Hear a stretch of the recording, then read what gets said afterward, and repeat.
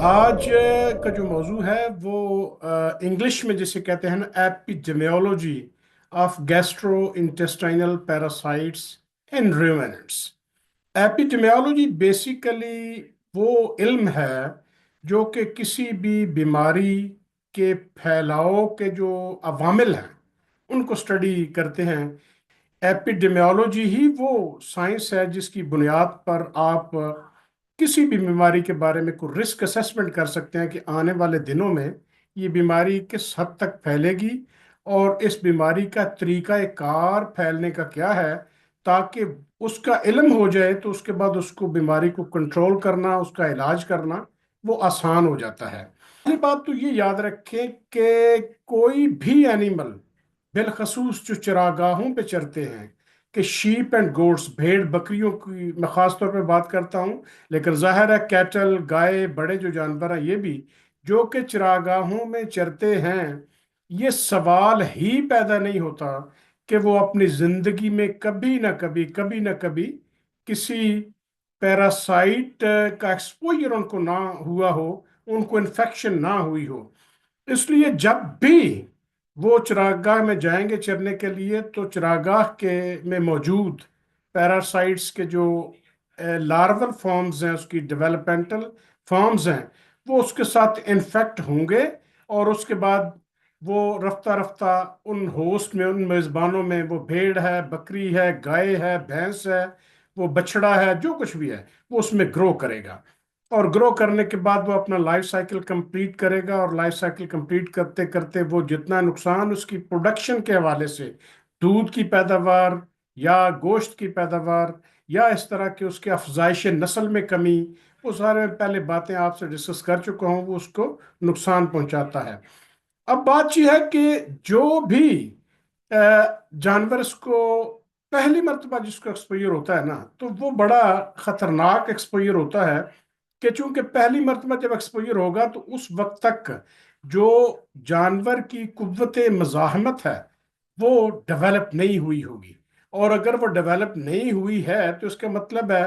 کہ اس میں بہت تیزی کے ساتھ اس پیراسائٹ کا پھیلاؤ ہو سکتا ہے، کہ وہ جو امیونٹی ہے نا، قوت مدافعت جانور کی، وہ کام نہیں کر رہی ہے۔ ہاں، اگر ایک مرتبہ اس کو ایکسپوئر ہو گیا، پھر دوسری مرتبہ، پھر تیسری مرتبہ، تو رفتہ رفتہ اس کی جو شدت ہے نا انفیکشن کی، نقصان پہنچانے کی، وہ ڈیفینیٹلی کم ہو جاتی ہے۔ اب آپ نے دیکھنا کیسے ہے کہ آپ کے 100 جانور ہیں، کیا یہ 100 جانور برابر کے ذمہ دار ہیں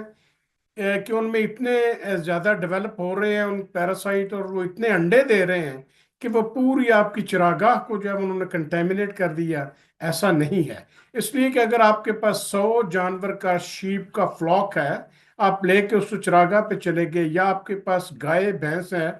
تو وہ سب کے سب ایک ہی طرح کی ان میں امیونٹی نہیں ہوتی ہے، ایک ہی طرح کی ان میں اسٹرینتھ نہیں ہوتی ہے، وہ کبھی کم ہوتی ہے، کبھی کسی میں زیادہ ہے۔ کوئی سب ایک ساتھ ہی پریگننٹ نہیں ہوتے ہیں، جیسے عام طور پہ ماڈرن ورلڈ میں تو اس طرح کے سسٹمز آ چکے ہیں کہ وہ آرٹیفیشل انسیمینیشن کے ساتھ ایک ہی مرتبہ پورے ہرڈ یا پورے فلاک کو وہ انسیمینیٹ کرتے ہیں، تو وہ ایک ہی ساتھ جو ہے، ایک ہی شکل کے، ایک ہی طرح کے سارے ان کے آگے بچے ہوتے ہیں، اور وہ پریگننسی کے دوران ایسا چلتا ہے۔ تو یہ جتنے بھی جانور ہیں، ہر ایک کا سٹریس کا ایکسپوئر، ظاہر ہے جو پریگننٹ ہوں گے ان میں امیونٹی کا لیول کم ہو جائے گا، اور اسی طرح اگر کوئی بیمار ہے تو اس کا امیونٹی کا لیول کم ہو جائے گا۔ تو اس میں جن میں امیونٹی کا لیول کم ہوگا نا، وہ اس طرح کے ہوں گے جو کہ رفتہ رفتہ جن میں جو کلینکل سائنز ہیں، ڈائریا ہے، ویٹ لاس ہے، یا آف فیڈ ہے، ایپیٹائٹ اس کا کم ہو گیا، کھاتا کم ہے، یا وہ جیسے میں نے کل بتایا تھا کہ باقی پورے فلاک سے وہ جدا جدا سا رہتا ہے، تو ان میں سے پورے 100 میں سے جو کمزور ہوں گے، جو کو سٹریس کا سامنا جن کو ہوگا، ان کے اندر جو پیراسائٹ ہوں گے نا،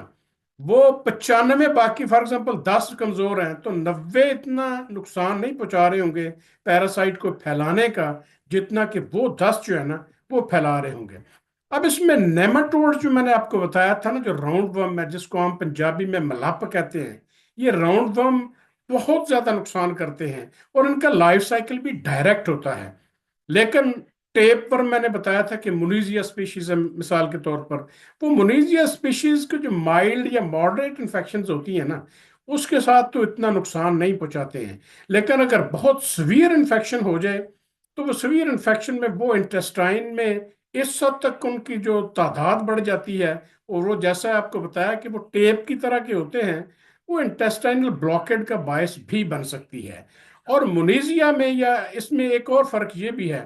कि मुनीजिया का लाइफ साइकिल डायरेक्ट नहीं है। कि नेमाटोड में जो डायरेक्ट लाइफ साइकिल में बताया था कि वो गोबर के अंदर अंडे खारिज हुए जानवर के, और उसी गोबर में पड़े पड़े वो larvae one, larvae two, larvae three बन गए अच्छे टेम्परेचर देख के, और उसके बाद वहीं से वो दोबारा इन्फेक्शन हो गई, और ये life cycle direct life cycle है, चलता रहा। लेकिन मुनीजिया जो टेप वर्म है ना, इसके साथ ऐसा नहीं है। इसका जो इंटरमीडिएट होस्ट है ना, वो ऑरिबेटेड माइट्स हैं। कि वो जब अंडा निकलेगा ना, तो उसके बाद वो ऑरिबेटेड माइट्स उसको खा जाएंगी, और ऑरिबेटेड माइट में वो फर्दर उसकी डेवलपमेंट होके फिर ऑरिबेटेड माइट से आगे वो लार्वल निकलेंगे फॉर्म्स जो है। वो जो लार्वी हैं, छोटे आप बच्चे कह लें उनको, वो लार्व फॉर्म जो है वो उसको आगे लेके चलेंगी कि वो एडल्ट को इन्फेक्ट कर देंगी, और आगे वो काम उसका चलता रहेगा।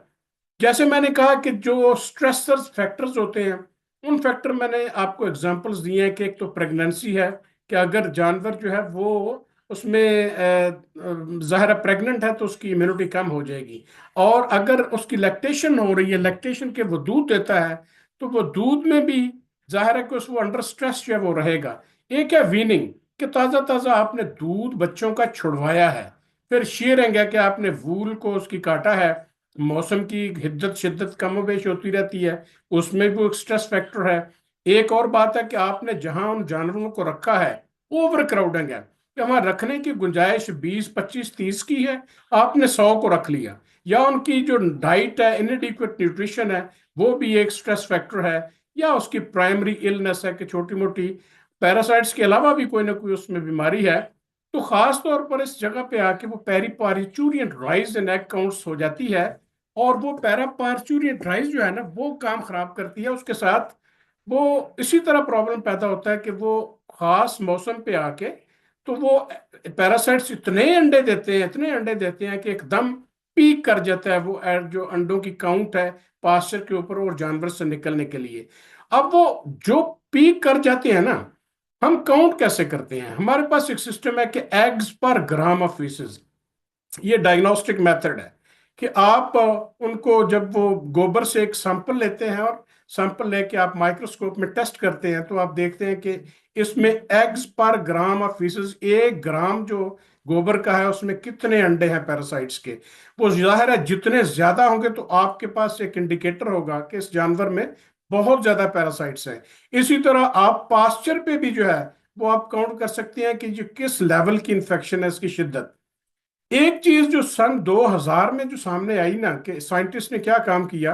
कि चूंकि जैसे जैसे आप डिवर्मर या एंथलमेंटिक ड्रग्स दे रहे थे ना जानवरों को, तो ये अल्लाह ताला का निजाम है। इन्होंने भी अपने आप को पैरासाइट से भी प्रोटेक्ट करना होता है। तो जेनेटिकली इसमें रेजिस्टेंस डेवलप होना शुरू हो गई। कि ये दवाई आप देते थे, पहले वो दवाई 100% इफेक्टिव है, तो बाद में वो 60% 70% हो गई। इसका मतलब है कि पैरासाइट ने अपने आप को बदल लिया, कि जहां जाके एंथलमेंटिक ने जुड़ना था ना, वो रिसेप्टर्स जो है वो मॉडिफाई हो गए। तो वो एंथलमेंटिक की जो एफिकेसी है वो मौसर वो कम होना शुरू हो गए। तो उस वक्त तो साइंसदानों ने क्या कहा किया कि उन्होंने रेफ्यूजिया की एक टर्म डेवलप की, कि वो खुद मल्टीप्लाई करें मुख्तलिफ किस्म के पैरासाइट्स को, और जिनमें अभी रेजिस्टेंस डेवलप नहीं हुई हो, और वो उसको उस पास्चर पे गिरा दें, पास्चर से आने से पहले फैला दें, उसकी स्प्रे कर दें, फेंक दें। जानवर जब चराई के लिए आएंगे ना,